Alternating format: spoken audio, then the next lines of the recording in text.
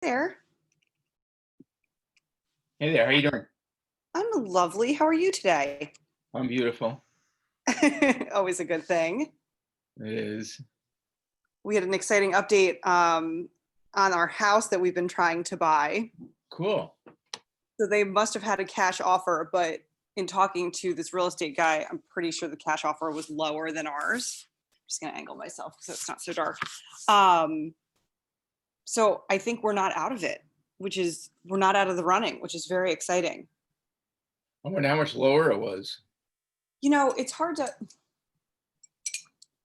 say, and I feel so bad for this guy whose house this is because honestly, he bought it, put in at least 100 to $150,000 of renovations in. Wow. But I think the problem is you can over improve. And I think what's tricky about this house is it's a 1700s house. It's a It's a quirky quirky house, yeah. house. We love it, but it's definitely not for everybody. But I mean, he put a whole house generator in. Like he did a bunch of things that are like just such a nice comfort, especially for new parents. Right. But they don't necessarily translate to him getting a ton more money for this house than what he originally paid for it. And again, part of what's tricky is it has to have flood insurance, but this guy who's against us is bidding cash, so he doesn't have to pay for the flood insurance. So then the house is like a steal. But anyway, it's interesting to see how it's going. And obviously, unless the guy's just being uber polite, which I don't think he is, because obviously he's trying to sell this house, we must be in the running if he's having us counter. If the guy's cash offer was the same as Really? ours, he would have accepted it. Yeah, of course. But anyway, I'm gonna have to jump at 10:30. Just like an overarching comment, and again, I haven't reviewed one of these SRSs in like ages. I don't want to derail conversations you guys have already had. I found it to be a little vague, just in general.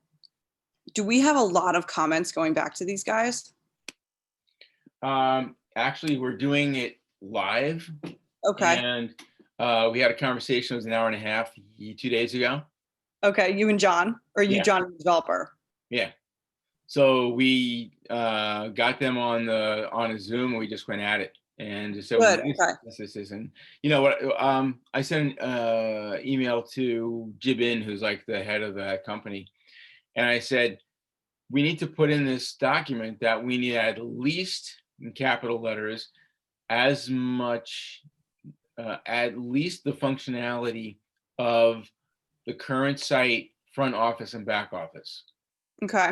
So that right off the bat, we're protected against them saying, well, you didn't have something that we already have, which is sort Yeah. of given, you know, Good. but a lot of companies when they're developing don't have a prior site or a current site that Right. they like.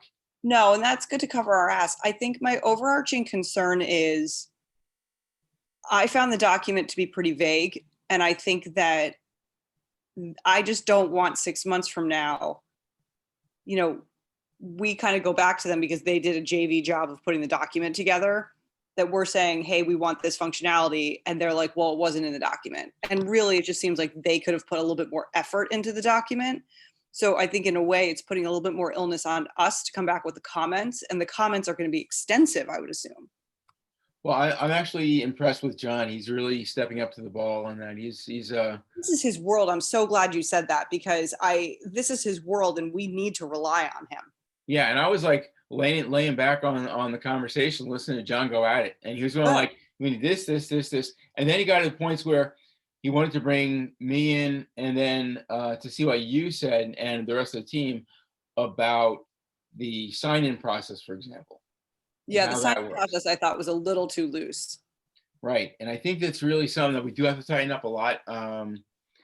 And from the beginning, I was thinking we're asking the wrong questions and we're not getting enough information out of the box. So I want to make Totally, sure that because we're I doing think it. that if you and I want to market to these people, that pattern of questions doesn't tell me anything about who signed up for the site. Sure. And I don't even have a dashboard to see what the people have said who signed up. And that's one of the big problems is that I'm really hampered. being able to follow. I know we have a lot of we had about 5,000 members in the past 2 months. Wow, that's great. How? And I have no idea what How? groups they're in or anything like that. So it's Wow. very frustrating. Well, so with that comment in mind, and just jumping in before I'm assuming John's going to jump on this call, but the one thing I would say for the recruiting app is we're obviously as a company trying to tackle a really vast space, but I think the recruiting app is something that is so timely right now that I think we would be naive not to prioritize it. The feedback that Dania's getting from her network is that, they're not doing in-person recruiting to, I think it's March or April. So if we can hurry to market with this, and who knows if that gets extended, but I think that these guys are currently looking for some type of a solution. And I think that if we can prioritize that, I just think that that has such legs, and I think it's a massive moneymaker for us. I think it's a differentiator for us. But I think that we need to make sure that, and this is where the SRS comes in, there's really no, like, when we say with them, hey, we're having one of our apps be the recruiting apps, like, I just want to make sure that the functionality of that app is going to be up to snuff, because we only have one shot with these guys. Otherwise, we're going to blow it. Yeah, So I agree. Our challenge with the recruiting app is that we're going to have to market to roughly 40,000 high schools. And frankly, I was expecting to get involved with the recruiting once we had over 1 million people in the database. I don't think I don't think we need to get ourselves hung up on that. I think that if there are Division I coaches who have this need, they've expressed it to us, and we have a direct connection to them.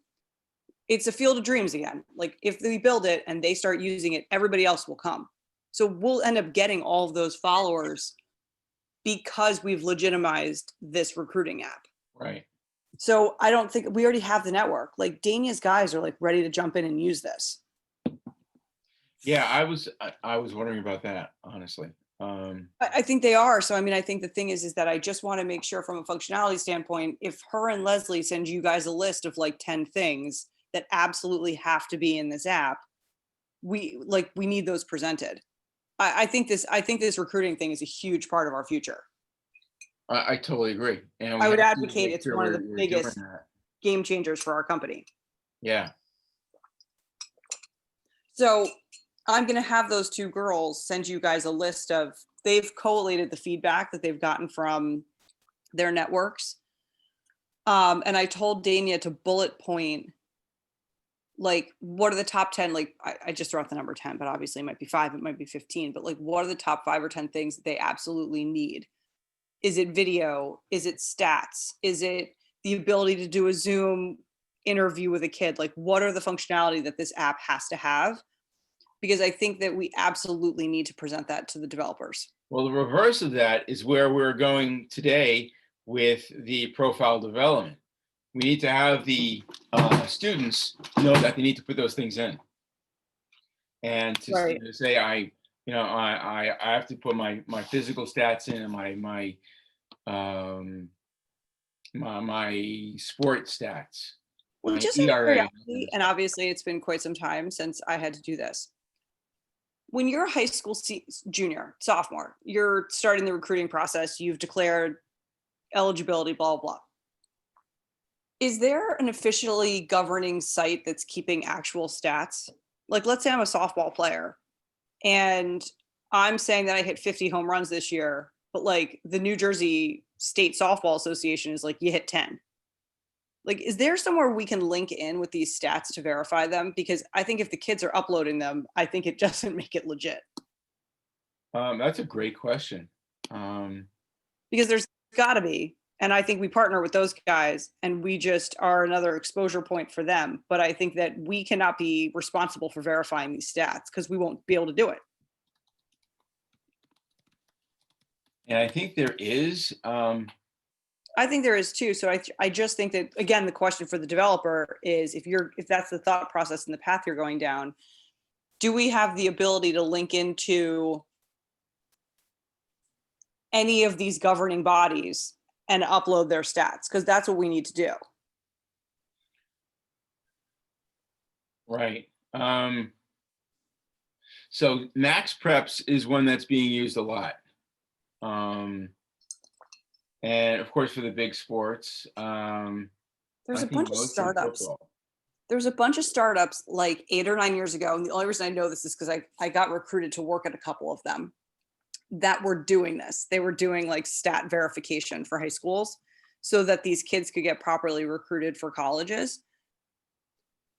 So I just think that rather than have the kids or the parents, which is even worse, uploading stats, they're not going to be correct and they're not going to be accurate. And then again, it blows us out of the water because we need to be the face of legit. We don't need to be the face of padded. I think it's critical that we just, again, from a functionality standpoint and giving these guys feedback, like we need to be able to tie into all of these different governing bodies. Right. And they do, Max Preps does do the big sports, Okay. which is really good, because that gives us some place to go to find out if they want to partner with us. And also gives us this databases. But I'm going to send the girls a note and try and get you feedback in the next hour. That's just from a functionality standpoint. What do we need this app to do? Because I just worry that if we send these guys like, yes, we want an app for recruiting, like I just want to make sure we're not missing the boat on functionality. Like I want to be upfront with them of what we need. Right. And then dovetailing completely off that topic to e-commerce. I just wanted to make sure that that document reference tabs, which I'm assuming were a tab, but are we at some point hosting our own web store on this website? Or is this Yes. going to link to Total Equips? Like what's the thought process there? Total Equips is the UB Sports store. Okay, so the tab on the upper right-hand side, which will be like Shop UB Sports, will It's gonna bounce say, it's someone. gonna say, right, it's gonna say shop UB, it's gonna say shop. Okay. And there are gonna be a number of places where we can draw from. If we have stuff that we have direct access to, we want to have that in Total Equips. We also want to have access to allow ads from other distributors or sellers that we can't really get access to. Okay. For example, the Nike store. If we can't get stuff that is Nike on our site, then we won't be able to do that for a while because Nike's obviously a big player and they're looking for a company that's well established and has a lot more miles under them. And in order for us to sell a Nike thing outside of the distributors that we already have, we have to defer to Nike. So we'll let Nike have ads up there, and when someone clicks on the Nike ad, it goes out to them, and we'll get an affiliate fee, which is like 10 or 20. So Don't want to do that though. So just out of curiosity though, with talking to these guys, because I'm used to reviewing like a 30-page document that's just the e-commerce. Hi, John. I miss seeing you. How are you? Good. Hi, Kelly. Hi, Greg. Sorry I'm late. I didn't know that we were definitely on. I never heard back from you, Greg, so sorry about that. Well, all good in our head. We were just yammering away. I don't think you missed anything critical. And I heard you kicked ass on the call with the developers the other day. Good job. Thanks for sticking up for us. So Greg, I was just saying that from an e-commerce standpoint, I'm used to reviewing like a 30-page document on its own about e-commerce that literally gives you screenshots of like what the checkout process is going to look like, what the navigation process is going to look like. So I just wanted to throw out there that if we are expecting them to be operating that as part of operating our site, we should push back on them and have them present to us some type of e-commerce section. We're starting off with the Shopify site. There's no reason why we shouldn't use that. In fact, they can integrate with Shopify. They said that last week. Right. So just so for my own personal well-being, the shop site, any innovation on that is like a phase 2 for us. It would be, if we're going to go further than the Shopify site, it would be a Okay. phase 2. But it's not. Again, That's totally fine. I think that Shopify handles massive e-commerce sites. There's no reason why, we have to lean on anyone else at this point. No, it's totally fine. I just wanted to make sure I was being thorough and giving you guys comments back, because I just didn't see anything in that presentation and just wanted to make sure that there was a plan in place. John, really quickly, I was just telling Greg that my comments in general were, I just had a fear that the document was a little vague, and that I just wanted to make sure that they're not almost using this as a cop-out, so that 6 months from now they can be like, well, it wasn't in the document. And it's like, well, because you guys did a JV job in the document. Like, I almost think that they should have been a little bit more thorough and not push back on us to make so many comments. That being said, I agree. this isn't 100% my scope of expertise.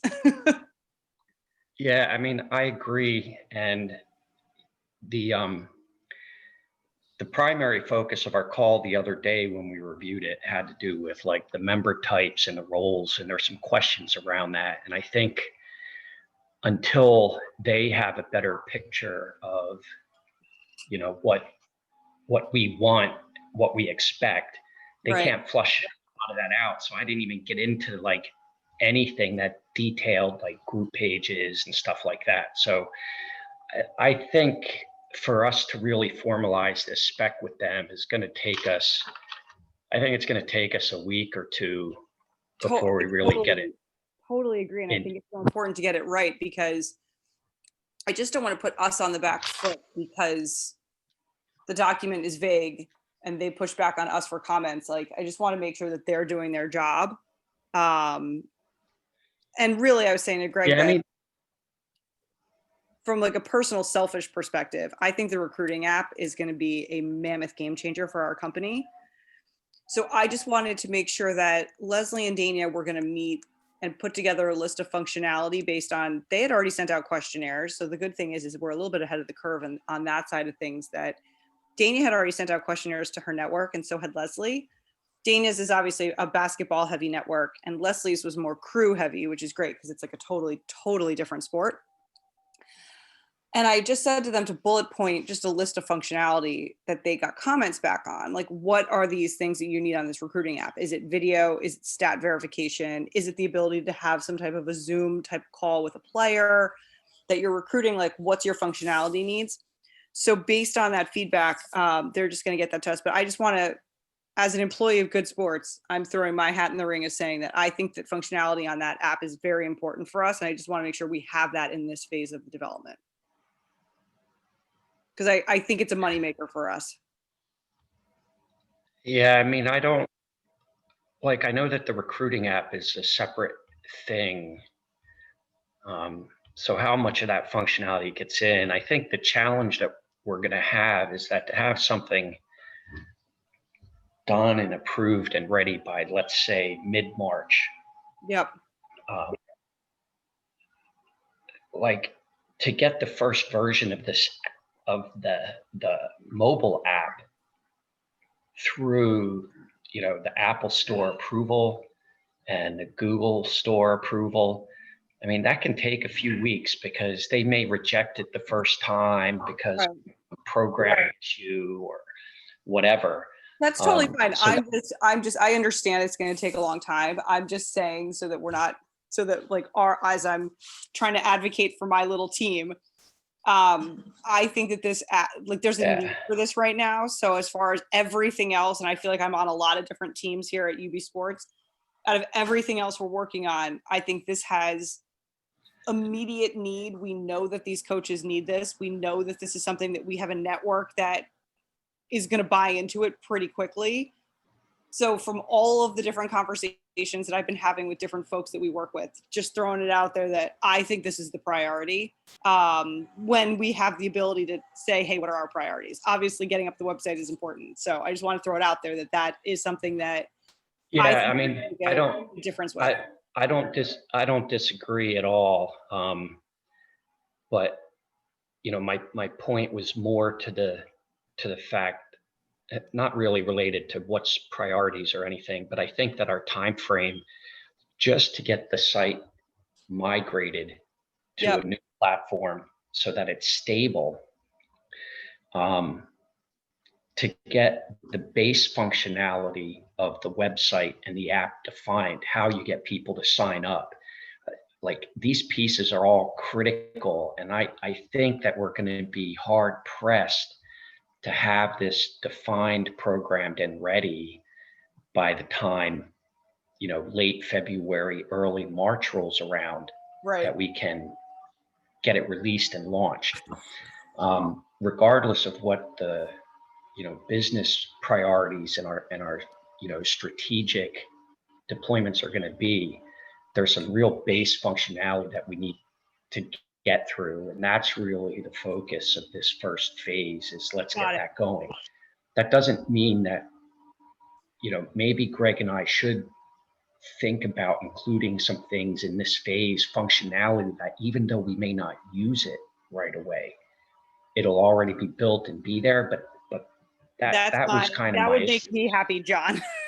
My feeling on that is that my deal on that is by building the profile development system properly and deeply, and asking the sport specific questions that we can figure out from talking to one coach in baseball. One college coach in baseball is going to say, we need these stats for a pitcher, these stats for a hitter, these stats for a shortstop, and all that kind of stuff. With one conversation, we can actually load up the whole baseball questionnaire on the profile development page. So we have these kids already answering the right questions. So then the recruiter looks in and sees 20 pitchers, he can see the right stats. And if we have to go back to the kids and say, we need these questions answered, it's going to be much more of a pain in the butt, because we want to get them when they're hot and when they're signing up and when they're filling out all these things. So I'd rather have this stuff now and have each one of these, each one of these sports represented with stats. I think that John's point, profile development phase, which happens in the first week when a person's on the site. I think, John, I like what you said, though, that I think that some of the things that we're already asking for are maybe looped in already, and maybe it's just a matter of checking boxes. I think that across all sports, I mean, when you're recruiting a kid, you need to be able to, and again, I was telling Greg, like, my thought process is it's a little bit of field of dreams.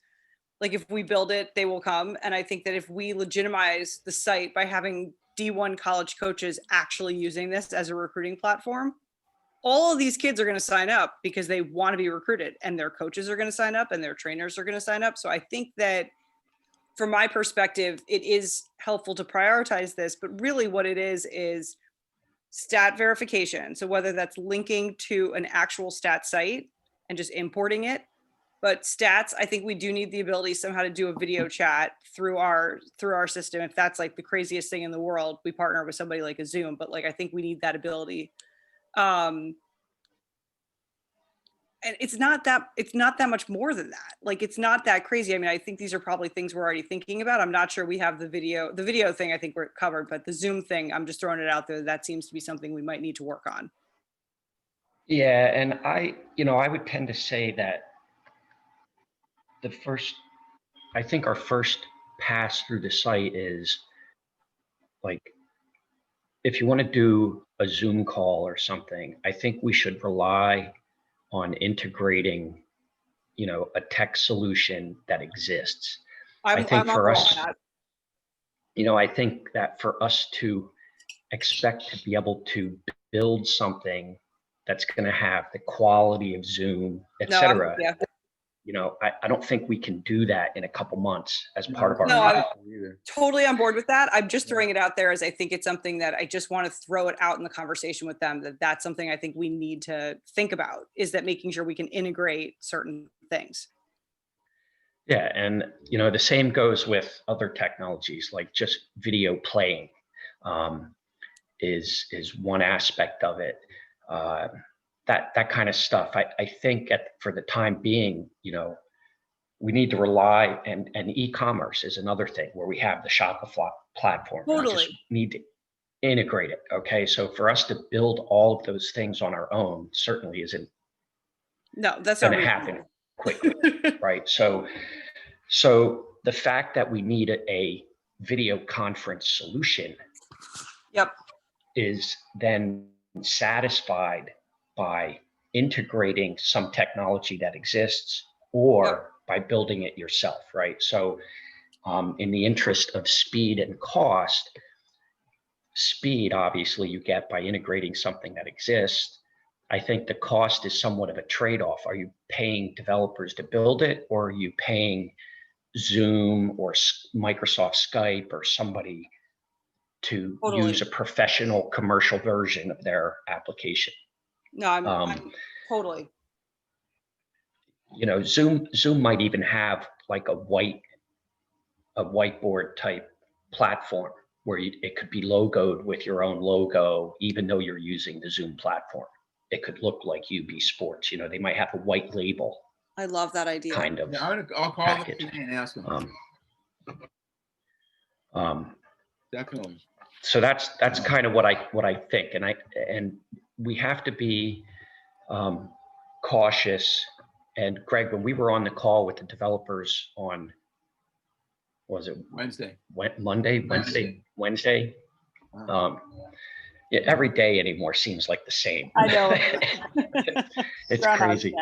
But when we were talking to them, Greg, you kind of went down a couple rabbit holes with functionality, and I kind of pulled back Right. at a couple points because I don't want to get too deep in the weeds with a lot of the details yet, because they need to flush out the base architecture. Got it. John, this is why we have to. Yeah, you know, we need to make sure that the system that's put in place, the database, the basic, how do you sign up? How do I manage my profile? How do I join some groups? What do the screens look like? Those are the elements that are going to be the building blocks, you know, the keystones to everything else that you do. The biggest point, and one of the things that kind of prompted this discussion, which we should get onto, is when you go into your own profile and you say, well, I'm interested in baseball, let's say basketball, right? I'm interested in basketball, and I self-identify as being a player, a coach, a recruiter, a fan, a parent. One of the things that popped up in that conversation is if I self-identify as a parent for basketball, that's different than having that relationship between two member profiles where one is a child and one is a parent, which is not necessarily a self-identification. You know, there's a process that those two profiles go through. The parent has to approve and grant certain permissions for the child. So Right. there's a different relationship. So the term parent, you know, they kind of figured it was the same thing, but it's not, you know. So we need to come up with those definitions of what we expect by those various things. So the level set of this stuff is, when you go through setting up a new system, even though UB Sports isn't new, the definition of the metadata that you're capturing about your members, having that defined takes just as long as it does to build it, maybe even longer to define it than it does to build it, right? So that's the approach that I take with it. And I think in regards to the software spec is there is a threshold that will cause these people to say, well, we can't deliver now in the time frame that we said, or we can't deliver at this cost, it's out of scope. And while we may have the ability to create a little bit of wiggle room as the development process goes along, we may be able to say, well, we need this one thing, we didn't really spec it. They may be able to include it, even though it wasn't specific in the spec. But there is a threshold where at some point they The can't tipping do point. that. Right. Okay. So we need to make sure that we get as much as we can in this original proposal for the price and timing. So we need to be very clear about what we expect and what we need so that we can maximize what we get from them. Understood. So anyway, there were a couple things that came out of our meeting with the developers that Greg and I needed to follow up on. One of them was the profile types and the roles. Okay, so the profile types were listed as, I need to find that document. Hold on a second. And I hate to do this, guys. I'm gonna have to jump in a minute. And I can always jump back on if you guys are still talking. But when it comes to the profiles, I think my one thing that I wanted to double check on is, and again, I know it's like an added layer of complication, but like, can you be both an athlete and a parent, or an athlete and a coach? Like the ability to be multiple buckets, I think is important, because I think we're gonna have people that kind of go across all those lines. And especially if somebody's checking a box that says parent, because they have to regulate their kids. And I get that that's going to check and create a whole host of other things. I just want to make sure that people can be multiple things and they're not pigeonholed. But from a marketing perspective, the more information we can get out of these people up front, the easier it is for us to kind of reel them in. Yeah. Well, when will you be available again? Because I definitely want your input on these things. There's the profile types.